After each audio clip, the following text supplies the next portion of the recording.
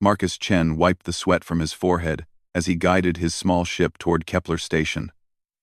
The massive trading hub floated in space like a metal city, its lights blinking against the stars. His cargo hold was full of salvage tech from a dead ship he had found drifting near the asteroid belt. This haul would pay his bills for months.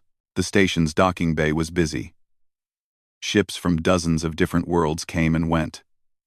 Marcus saw tall, blue-skinned Andromedans loading crystal containers. Short, furry Keth merchants argued over prices in their squeaky voices. A group of insect-like Zephyrians clicked and buzzed as they examined some kind of weapon. Marcus didn't pay much attention to the other species anymore. After 5 years of salvage work on the frontier, he had seen them all. What he didn't notice were the two figures watching him from the upper observation deck. Zara and Lyric stood in the shadows, studying the human who had just docked. They looked almost identical. Tall, muscular women, with silver skin and bright purple eyes. Their dark hair was braided with small metal beads that caught the light. Both wore simple civilian clothes, but anyone who looked closely would see the way they moved, the way their eyes constantly scanned for threats. These were warriors. He matches the profile, Zara said quietly, her voice carrying a slight accent that made the words sound musical. Physical build is adequate, Lyrics agreed, watching Marcus through the transparent aluminum window. But we need to see how he thinks. They had been searching for months. Their mission was simple in words but nearly impossible in practice. Find a male from another species who could help save their people. The Valthek Empire was dying. Their homeworld was gone, destroyed by enemies who had turned their own sun into a weapon. Only scattered fleets remained, hiding in the deep space between stars.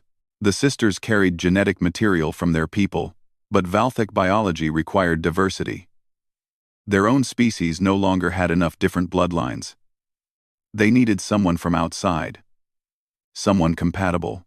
More than that, they needed someone smart enough and strong enough to help build something new. Most species they had tested failed quickly. The Andromedans were too peaceful. The Keth were too small and weak. The Zephyrians were too aggressive and would try to dominate rather than cooperate. But humans were different. Humans were adaptable. Marcus finished docking and made his way to the main market level. The station was a maze of corridors, shops, and meeting spaces. Artificial gravity kept everyone's feet on the floor.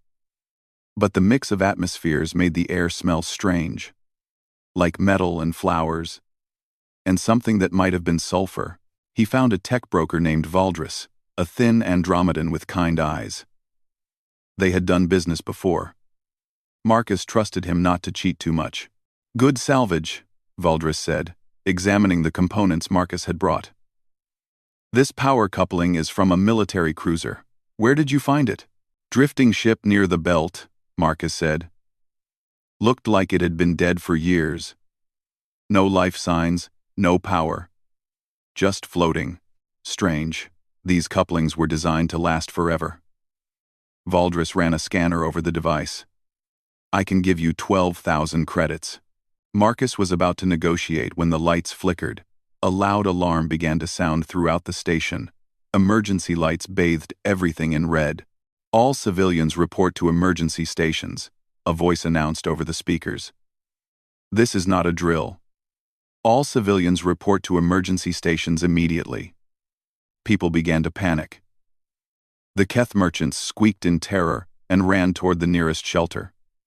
The Andromedans moved in organized groups, helping others find safety. The Zephyrians clicked angrily and complained about the inconvenience.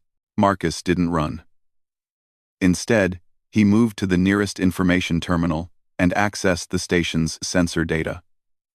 His fingers flew over the controls as he pulled up external views. "Pirates," he said quietly. 3 ships had dropped out of hyperspace and were approaching the station. They looked like modified freighters, but Marcus could see weapon ports and shield generators. Skavik, raiders. The Skavik were known throughout this sector. They attacked trading stations, took what they wanted, and usually killed anyone who fought back. Station security was trying to respond, but their defense grid wasn't working. Marcus could see it on the status display. Most of the defensive weapons were offline for maintenance. While everyone else ran for shelter, Marcus ran toward the maintenance section. He had spent years working on salvage ships. He knew technology, and he knew how to make things work even when they shouldn't. The maintenance area was empty, except for emergency lighting. Marcus found the main control panel for the station's defense systems. Half of the weapons were showing red status lights, broken or offline. The other half were in standby mode, waiting for commands that weren't coming because the main computer system had been damaged in the last pirate attack 2 months ago. Marcus began to work. He couldn't fix the broken weapons, but he could do something else. The station had mining equipment, massive industrial lasers used to cut asteroids, magnetic launchers for moving cargo, and cargo containers, lots of them. He rerouted power from the broken weapons to the mining equipment. Then he reprogrammed the cargo launchers to work as kinetic weapons. Finally, he started loading the launchers with empty metal containers. The Skavik ships were getting closer. Station security was trying to evacuate people, but there was nowhere to go. If the pirates wanted to destroy the station, thousands would die. From the observation deck, Zara and Lyrics watched Marcus work through the security cameras. They could see what he was doing, and it impressed them. "He's not running," Zara observed. "He's making weapons from mining equipment," Lyrics added with something like admiration in her voice. The first pirate ship came into range. Marcus activated his improvised defense system. The industrial laser, designed to cut through asteroid rock, struck the ship's hull. The laser wasn't powerful enough to destroy the ship, but it cut through their shield generator like it was paper. Then Marcus fired the cargo launcher. The metal container, accelerated by magnetic fields to incredible speed, hit the ship like a giant bullet. The pirate vessel spun away, damaged and leaking atmosphere. The second ship tried to attack from a different angle. Marcus used the station's rotation to his advantage, timing the mining laser to strike just as the ship moved into range. Another cargo container followed, and another pirate ship retreated. The third ship was smarter. It tried to stay at long range and use missiles. But Marcus had thought of that too. He used the mining equipment to destroy the incoming missiles, then launched a spread of containers that forced the pirates to choose between taking damage or running away. They chose to run. Throughout the station, people slowly came out of hiding. Security teams checked the damage, while technicians worked to restore normal operations. Everyone was talking about the mysterious defense that had saved them. Marcus quietly shut down his improvised weapons and headed back to complete his business with Valdris. He didn't notice the two silver-skinned women who had watched everything, or the way they looked at each other when he passed, but Zara and Lyrics noticed him. They noticed how he had stayed calm when others panicked. They noticed how he had turned simple tools into weapons. Most of all, they noticed that he had fought to protect strangers, even risking his own life. "He saved everyone," Zara said. "Without killing anyone," Lyrics added. For the first time in months, the sisters felt something they had almost forgotten: hope. Marcus finished his business with Valdris and headed toward his ship. The 12,000 credits would keep him flying for another few months. He was thinking about where to look for his next salvage job when someone called his name. Marcus Chen. He turned around.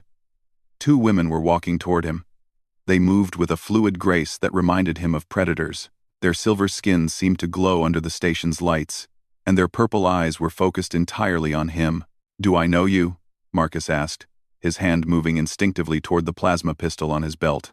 "Not yet," the first woman said. "I am Zara of the Valthek. This is my sister, Lyrics. We need to speak with you." Marcus had heard of the Valthek, but only in stories. They were supposed to be warriors from somewhere in the galactic core. Powerful, dangerous, and very rare. He had never seen one in person before. "What do you want?" "To thank you," Lyrics said. "What you did today was impressive. You saved many lives. Anyone could have done it," Marcus said, feeling uncomfortable. "I just knew how the equipment worked."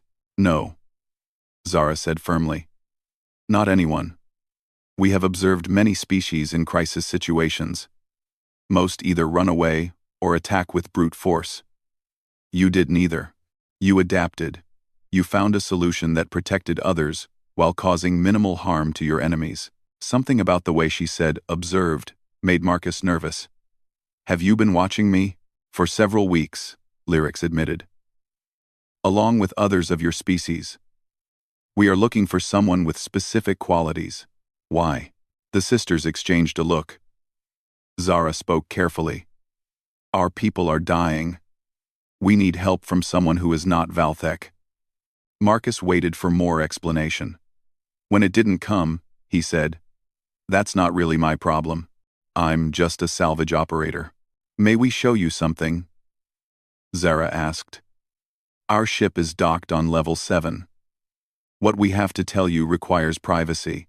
Every instinct Marcus had told him to say no. Following strange aliens to their ship was a good way to end up dead or sold into slavery. But there was something about these two that made him curious. They were clearly powerful enough to kill him if they wanted to, but they were asking politely. "Fine," he said. "But I keep my weapons." "Of course," Lyric said with what might have been a smile. Their ship was unlike anything Marcus had ever seen.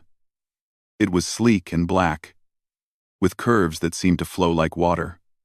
No sharp edges anywhere. The metal looked almost organic, as if it had been grown rather than built. Inside, the ship was just as strange. The walls glowed with a soft light that seemed to come from the metal itself. Everything was smooth and elegant. Marcus felt like he was inside a piece of art rather than a spacecraft. Zara led him to what appeared to be a meeting room. The walls here were covered with images, star maps, pictures of worlds, and data he couldn't read. Our homeworld was called Valthara, Zara began. It orbited a red giant star in what you call the Sagittarius Arm. For 10,000 years, our people built an empire that spanned 12 star systems. The images on the wall changed to show a beautiful world with purple oceans and silver cities. Then, other worlds, other colonies. We were warriors, Lyrics continued. Our culture valued strength, honor, and loyalty. Above all else, we were proud. Perhaps too proud. What happened? Marcus asked. War, Zara said simply. We made enemies of the Hegemony Coalition. They are a group of species that control much of the galactic core. They believe that only certain species deserve to exist. We disagreed. The images changed again. Now they showed massive space battles. Ships exploding. Worlds burning. The war lasted 300 years, Lyric said. We were outnumbered, but our warriors were stronger. Our ships were faster. Our weapons more powerful. We should have won. But, Marcus prompted, but we thought like warriors, Zara said bitterly. We fought with honor. We protected civilians. We followed the old codes of combat. The hegemony had no such limits. The final image made Marcus sick. It showed a star exploding, consuming everything around it, including what must have been their homeworld. They turned our sun into a weapon, Lyrics explained. Used it to destroy not just Valthara, but our 3 closest colonies. Billions of our people died in minutes. Marcus stared at the image in horror. That's impossible. You can't weaponize a star. The hegemony found a way, Zara said. They have been doing it to species they consider threats for over 1,000 years. We were just the latest. How many of you are left? Perhaps 50,000, Lyric said. Scattered across the galaxy in hidden fleets. Most are warriors with no place to fight. Many are dying from despair. Marcus was beginning to understand why they were telling him this. And you want my help to get revenge? No, Zara said, surprising him. We want your help to survive. She touched a control, and the images changed again. This time, they showed genetic diagrams and scientific data that Marcus couldn't fully understand. Our people are dying in another way, Lyrics explained. We are too closely related. 10,000 years of controlled breeding to create perfect warriors made us strong, but it also made us vulnerable. We do not have enough genetic diversity to survive as a species. We have genetic samples from our people, Zara continued. The technology to create new life, But we need genetic material from outside our species. We need someone compatible. Marcus was starting to get a very uncomfortable feeling about where this was going. Compatible how? Valthek and human genetics are surprisingly similar, Lyrics said. Our scientists believe that children born from both species would be stronger than either parent race. They would have Valthek physical abilities, but human adaptability. You want me to father a new species? Marcus said slowly. We want you to help us build a future. Zara corrected. Not just genetic material. Leadership. Guidance. Someone who can help us think beyond our old ways. Marcus stood up quickly. This is insane. You're talking about creating hybrid children. About rebuilding an entire civilization. I'm just one person. Yes, Lyrics said calmly. One person who stayed calm in a crisis. Who found a creative solution when others would have used violence. Who risked his life to protect strangers. There are billions of humans, Marcus said. Find someone else. We have studied your species for months, Zara said. Most humans are indeed adaptable and creative. But most would also be overwhelmed by what we are asking. You have shown that you can handle pressure, that you can make difficult decisions quickly. Before Marcus could respond, alarms began to sound throughout the ship. The lights changed to a harsh red, and Zara's voice became urgent. Hegemony patrol ships. 3 of them, dropping out of hyperspace. Marcus felt his blood turn cold. They followed you here? Or they are tracking us, Lyrics said, moving to what looked like a weapons console. We must leave immediately. What about the station? Marcus asked. There are thousands of people here. Zara paused at her console. The hegemony will not attack the station unless we are still here. If we leave, they will follow us. And if you don't leave, then they will destroy everything to make sure we cannot escape. Marcus closed his eyes for a moment. He thought about Valdris, the kind Andromedan who had bought his salvage, about all the innocent people who had no idea what was about to happen, about the choice he was being asked to make. My ship, he said finally. It's still docked. I need to get it. There is no time, Zara said. Then make time. Marcus looked at both sisters. You want my help? You want me to trust you with the future of 2 species? Then prove you're different from the hegemony. Help me save those people. Zara and Lyrics looked at each other for a long moment. Then Lyrics smiled, showing teeth that were slightly sharper than human normal. As you wish, she said, and began charging the ship's weapons. Outside, Marcus could see the hegemony ships approaching. They were large and black, covered in weapons and armor. They looked like metal sharks moving through space. He had no idea what he was getting into. But as the first enemy shots lit up the darkness, he knew there was no going back. The first hegemony shot hit Kepler Station's outer ring, causing a section of the market level to lose atmosphere. Marcus watched through the viewport as emergency barriers slammed down to seal the breach. People were still inside those sections. We have to help them, he said. Our ship cannot fight 3 hegemony cruisers. Zara replied, her fingers dancing over the weapon controls. We should run. Then we run toward the station, Marcus said. Give them cover while they evacuate. Lyrics looked at him with surprise. You would risk our mission to save strangers? That's what makes us different from them, Marcus said, pointing at the attacking ships. That's what you said you wanted in a partner. Right? Someone who thinks differently? The sisters exchanged another of their silent looks. Then Zara smiled fiercely and banked the ship toward the station. Hold on, she warned. The Valthek ship moved like nothing Marcus had ever seen. It flowed through space like liquid metal, dodging the heavy plasma cannons of the hegemony cruisers. Zara's piloting was incredible. She seemed to know where each shot would be before it was fired. Lyrics, Zara called. Prepare the ion projectors. Ion projectors are charged and ready. Marcus had never heard of ion projectors. What do those do? Valthek weapons are designed to disable rather than destroy, Lyrics explained, targeting one of the attacking ships. We believe there is honor in giving enemies a chance to surrender. She fired. A beam of bright blue energy struck the lead hegemony cruiser. For a moment, Nothing seemed to happen. Then the ship's lights went out, and it began to drift. "You knocked out their power?" Marcus asked. "Temporarily," Zara said, using the ship's speed to circle around the second cruiser. "The effect will last perhaps 10 minutes. Long enough for them to think about whether they wish to continue fighting." Well, the second hegemony ship was more careful.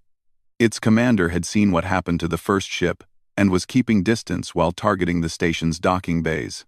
Marcus realized they were trying to trap civilians by destroying their escape routes. "They're not going to let people evacuate," he said. "No," Lyrics agreed. "The hegemony does not value life the way we do." Marcus studied the enemy ship's position and movement pattern.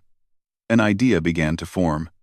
"Zara, does this ship have any kind of tractor beam or magnetic grappler?" "Yes, for salvage operations." "Why? And can you get close to that debris field?" Marcus pointed to the wreckage of ships that had been destroyed in previous attacks on the station. "I can, but it would put us in range of their weapons." "Trust me," Marcus said. "Get us to that big piece of hull plating. The one that's spinning." Zara piloted them through the debris field while the second cruiser fired at them.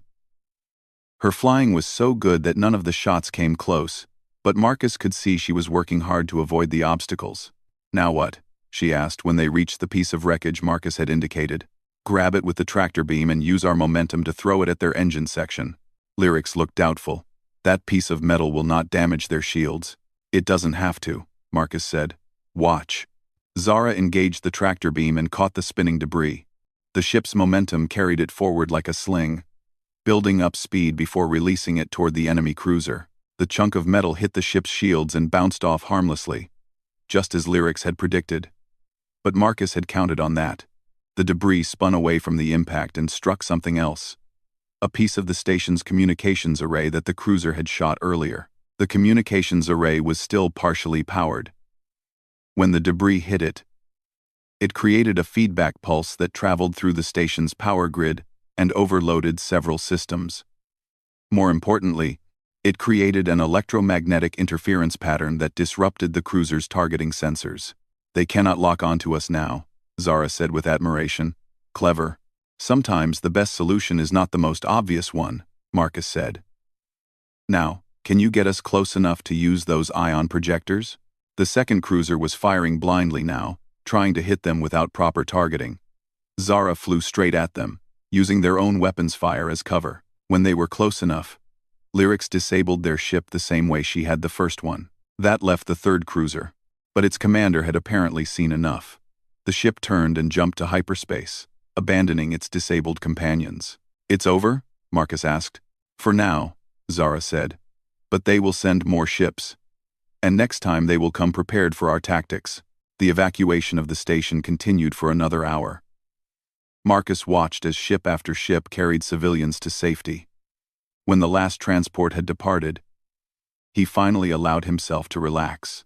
"My ship is still in the docking bay," he said. "We will send the dock coordinates to your computer," Lyric said. "You can retrieve it later." "Later? You are coming with us," Zara said.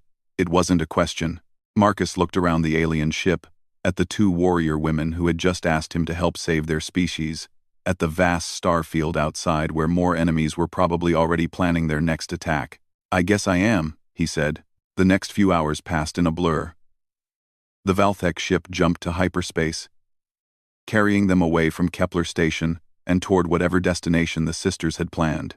Marcus found himself in a small but comfortable cabin that the ship's computer had configured for human needs.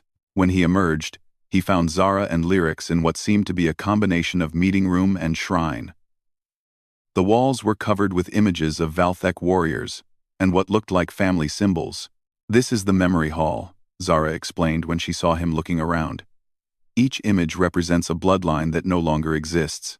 Marcus studied the pictures. The Valthek all looked similar, tall, silver-skinned, with the same purple eyes, but each had distinctive markings or decorations that must have indicated their family or clan. "How many bloodlines were there originally?" he asked. 47 major houses," Lyric said sadly. "Now, there are 12. Soon there will be fewer. That's why you need genetic diversity." "Yes, but it is more than that." Zara touched one of the images. Our culture made us strong, but it also made us rigid. We thought there was only one way to fight, one way to live, one way to solve problems. That thinking is what allowed the hegemony to defeat us. What you did today, Lyrics added, using debris as a weapon, creating interference patterns. No Valthek warrior would have thought of those things. We would have attacked directly, and probably died. Marcus sat down on what looked like a bench. So you want me to teach your people to think like humans? We want you to help us build a new culture, Zara corrected.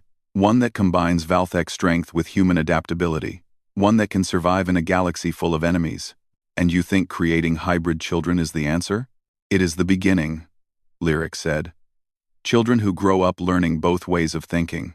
Who see strength and cleverness as equal virtues.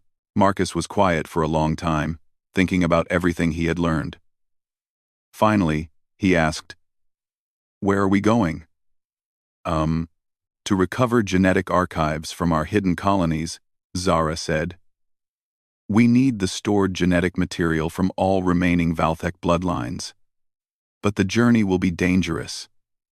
Some of our own people will oppose what we are trying to do. They think it's wrong to mix species. They think it is weakness," Lyrics explained. "Many Valthek still believe that purity of blood equals strength.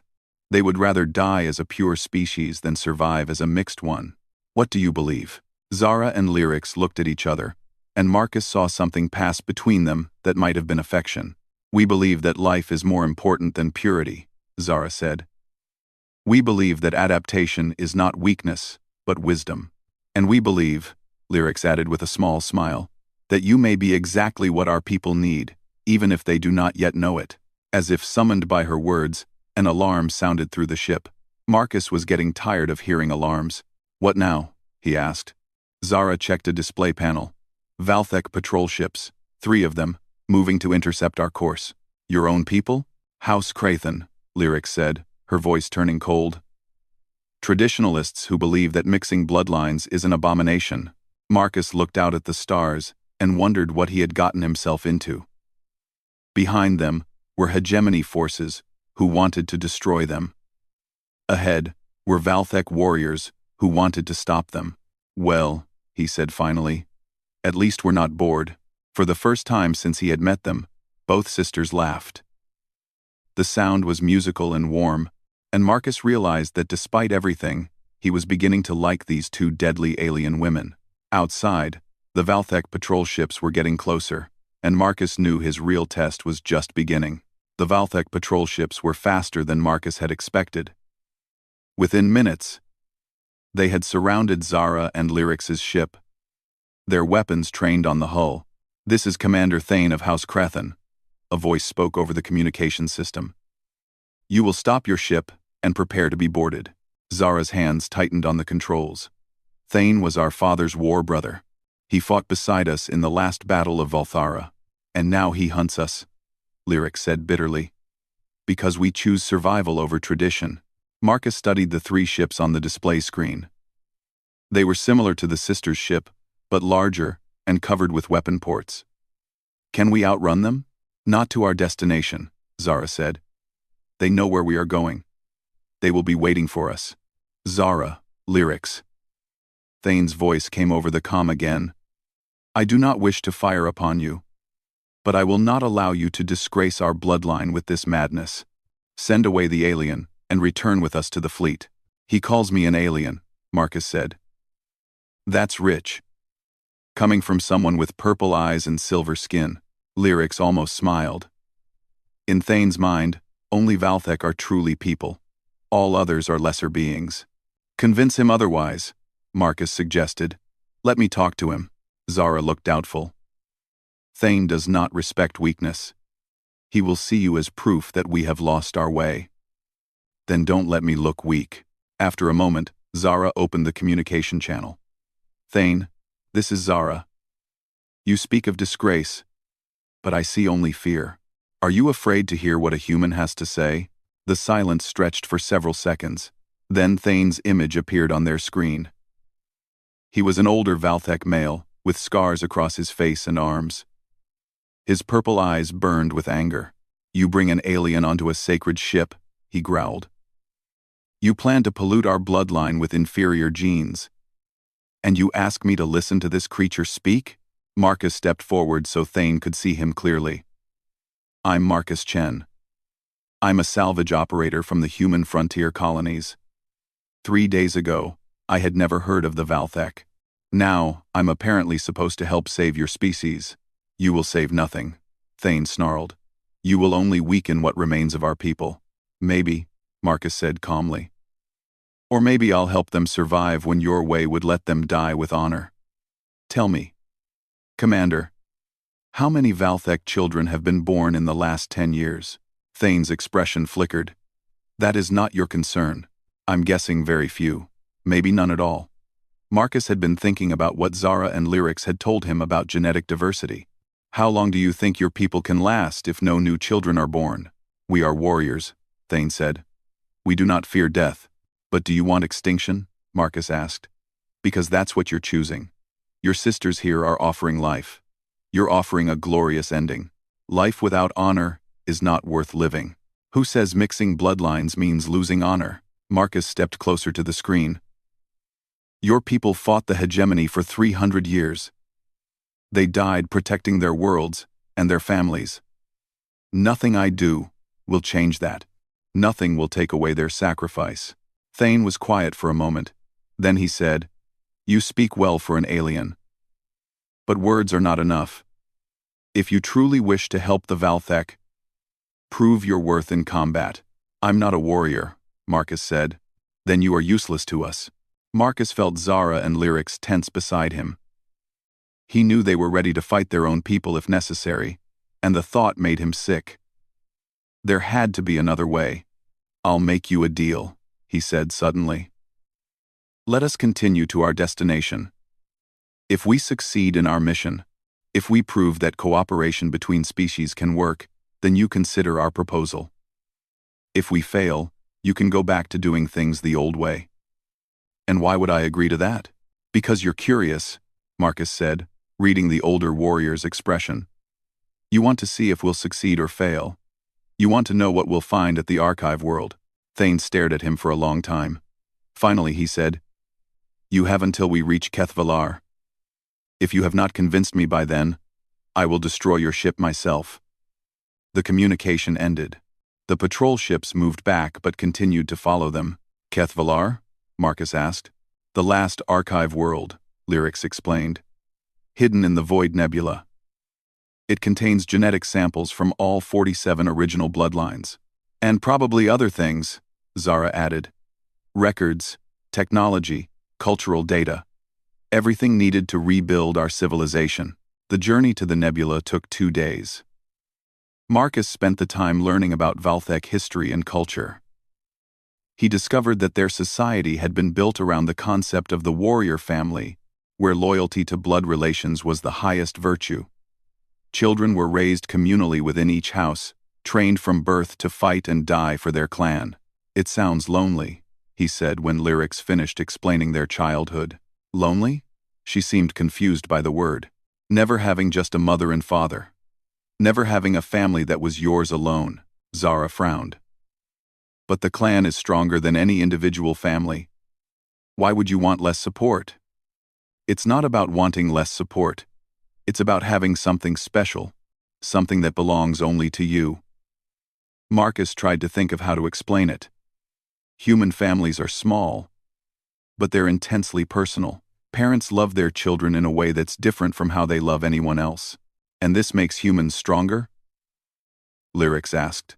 It makes us more willing to fight for something. When you're protecting your own child, your own family, you'll do things you never thought possible. The sisters exchanged one of their looks. Perhaps, Zara said slowly, that is why humans are so adaptable. You learn early that survival depends on making personal connections. When they reached the Void Nebula, Marcus understood why it had been chosen as a hiding place. The purple and green clouds of gas and dust scattered sensor readings and made navigation nearly impossible. Even with Valthek technology, it took hours to find the right path through the maze of cosmic storms. Kethvalar appeared suddenly through the mist. A small world covered in ancient structures that looked like they had been carved from a single piece of black stone. But something was wrong. There are ships in orbit, Lyric said, checking the sensors. Many ships. Marcus looked at the display. Those aren't Valthek ships. Hegemony Fleet, Zara said grimly. They found it first. As they watched, the enemy ships were using some kind of energy beam to cut into the planet's surface. Marcus could see the ancient Valthek structures being torn apart. They're not trying to capture the archives, he realized. They're destroying them. No, Lyric said, studying the sensor data more carefully. They are trying to break through the biolocks. Look. They have prisoners on the surface. Marcus felt cold. Human prisoners? How did you know?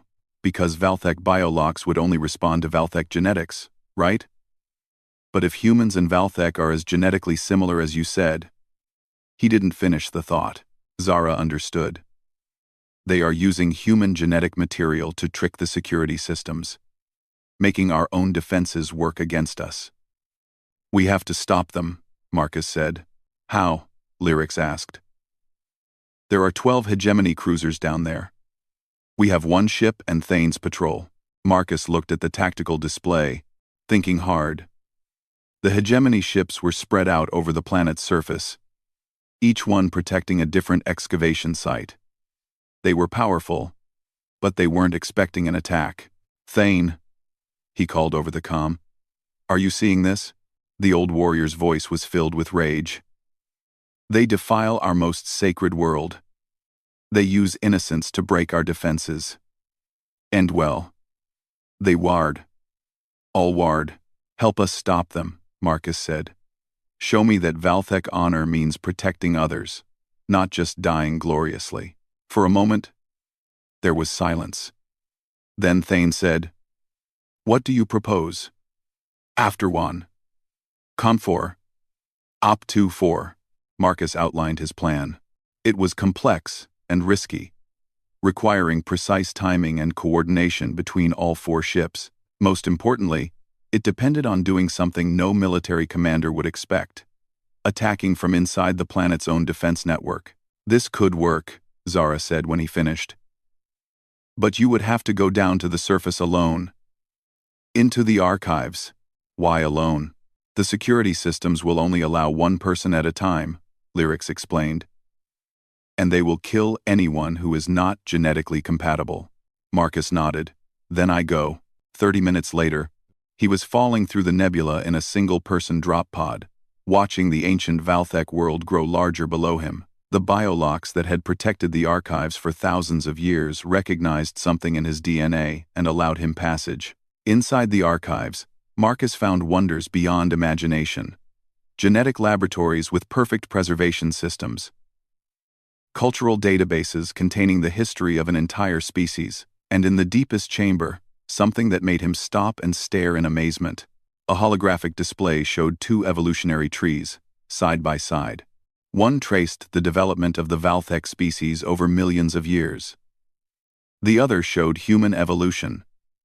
And at the base of both trees, they converged into a single source.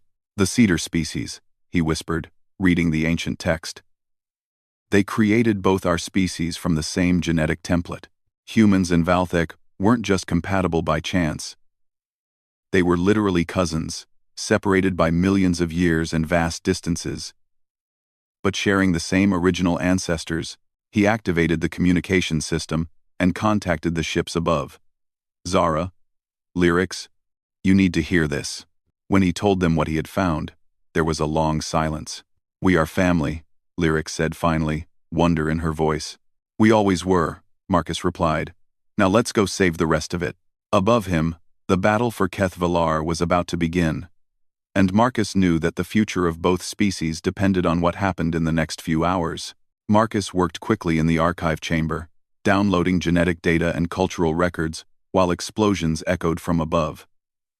The hegemony forces were getting closer to breaking through the outer defenses, but they had no idea someone was already inside. Marcus, Zara's voice came through his communicator. We are beginning the attack. Are you ready? Almost. Marcus finished uploading the last genetic samples to his portable storage unit. Thousands of years of Valthek bloodlines, now safely preserved. I need 2 more minutes. Well, we may not have 2 minutes, Thane's voice cut in. The hegemony is bringing reinforcements. Marcus could hear the battle raging overhead through the archive's sensors. The 4 Valthek ships were fast and maneuverable, but they were vastly outnumbered. His plan required precise timing, and everything depended on what he was about to do. He approached the central control system of the archive. According to the ancient records he had found, this was more than just a storage facility. It was a complete genetic laboratory, designed to create new life when needed.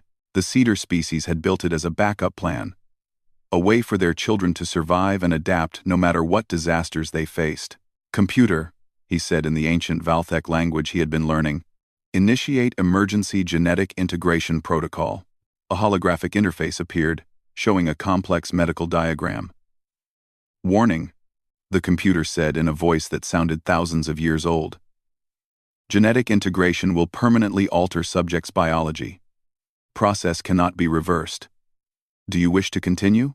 Marcus thought about everything that had led him to this moment. The pirate attack on Kepler Station, meeting Zara and Lyrics, learning about the genocide of their people, discovering that humans and Valthek were related. All of it had brought him here, to this choice. "I understand," he said. "Begin the process." The chamber filled with energy. Marcus felt a tingling sensation that quickly became intense pain as his DNA was analyzed, modified, and rebuilt at the cellular level. He was becoming something new. Neither fully human nor fully Valthek, but a bridge between both species. When the process finished, he felt different, stronger, faster, his senses sharper. But his mind was still his own, still human in its thinking patterns. He was exactly what Zara and Lyrics had hoped for. A fusion of 2 species' best qualities. "Integration complete," the computer announced. "New genetic template successfully created. Subject is now capable of reproduction with both baseline human and Valthek populations. Offspring will carry beneficial traits from both species." Marcus smiled grimly. "Good. Now let's make sure there's a future for those offspring to inherit." He accessed the archive's defense systems, weapons that had been dormant for millennia, waiting for a genetic heir to activate them. The hegemony ships on the surface were about to get a very unpleasant surprise. Ancient Valthek defense towers rose from hidden positions around the planet. Weapons that had been built by the cedar species themselves began to target the enemy excavation sites. The technology was so advanced that the hegemony ship's shields were useless against it. "What is happening?" One of the hegemony commanders screamed over the radio as his ship was disabled by weapons he couldn't even identify. "Justice," Marcus said quietly, then opened a channel to the human prisoners being held on the surface. "This is Marcus Chen. I'm human. Like you. Follow the blue lights to safety. Emergency shelters are opening near your positions." He guided the prisoners to safety while the ancient defenses systematically disabled every hegemony ship. Within minutes, the enemy force was either destroyed or fleeing into hyperspace. "Marcus," Zara's voice came over the comm, filled with relief.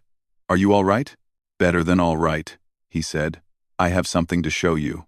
An hour later, he stood in the archive chamber with Zara, Lyrics, and Thane, explaining what he had learned and what he had done. The old warrior listened in silence as Marcus described the genetic integration process. "You are no longer human," Thane said finally. "I'm still human," Marcus corrected. "I'm just also something more." He showed them the genetic data he had recovered. The archives contained enough material to restore all 47 Valthek bloodlines, but more than that, they contained the technology and knowledge to create a new kind of society. The cedar species didn't just want their children to survive, Marcus explained. They wanted them to grow beyond what they had been, to become something better. Zara studied the ancient records. They knew that pure bloodlines would eventually fail. That's why they seeded multiple species across the galaxy. "They were waiting for us to find each other," Lyrics added with wonder in her voice. Thane was quiet for a long time, looking at the data and then at Marcus.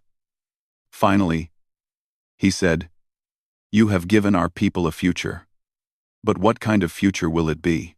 Marcus had been thinking about that question since the genetic integration began. A different one, he said. Not Valthek as you were before, and not human as we were before. Something new.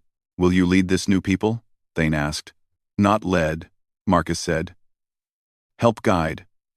But the decisions will be made by everyone together. Valthek survivors, human volunteers, and our children when they're old enough to choose their own path. Over the following weeks, they established a hidden colony in an uninhabited star system. Valthek refugees came from across the galaxy, drawn by news that the archives had been recovered. Humans came too, not many at first, but volunteers who were willing to help build something unprecedented. Marcus worked with Zara and Lyrics to design their new society. It would be based on cooperation rather than conquest, on diversity rather than purity, on protecting others rather than proving strength through violence. The first hybrid children were born 6 months later. Marcus watched through the medical center window as Zara held their daughter, a beautiful baby girl with silver skin, purple eyes, and something indefinably human in her expression. What will we name her? Zara asked softly. Hope, Marcus said. In both our languages, whatever that sounds like. Lyrics, holding her own newborn son, smiled. In Valthek, hope is Jalar.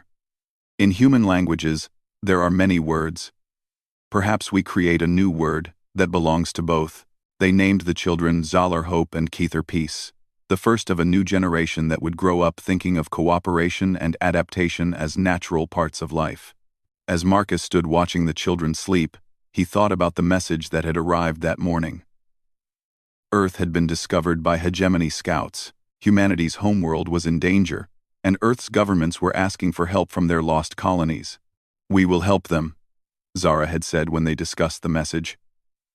Earth is part of our family now. The galaxy is about to change, Lyrics had added. The hegemony has never faced an enemy like us. Marcus smiled at the memory.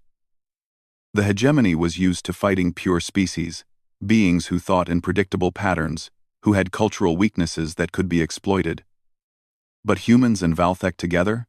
Valthek's strength and honor combined with human creativity and adaptability? That was something new. Uncle Marcus?